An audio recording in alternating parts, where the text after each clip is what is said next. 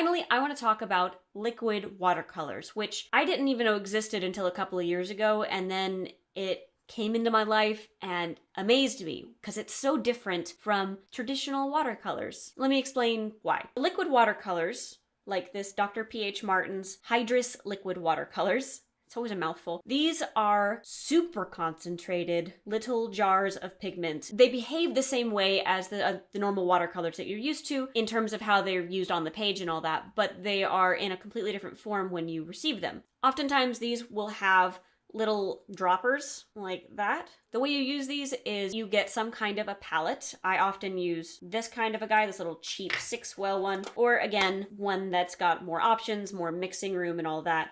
Also super cheap. I think this was like $2-3, like super cheap. But you put them in there and then you dilute them with water and use them as you would any other watercolor. So the pros of liquid watercolors is, for one, like I said, super concentrated, like crazy concentrated, or at least that's the case with Dr. P.H. Martin's. I don't know about everything else, but these are billed as very concentrated watercolors. And because these are already liquid, you don't have to make them into liquids or anything, they blend so smoothly with each other. The different colors blend beautifully and just buttery, very nice. And lastly, these bad boys are super long lasting. I've had several of these jars, several of these bottles for years, and I feel like I've barely made a dent because they're so concentrated. You have to use very little to get what you're actually trying to achieve. These types of paints are fantastic if you like to use nibs, like dip pens, with your watercolor, whether you're doing line work, whether you're doing calligraphy. These are perfect for that use. I've loved using them for lettering. And also because they blend so beautifully, that makes them even better for lettering because they make some really gorgeous pops of color on your lettering project and they blend really nicely with each other.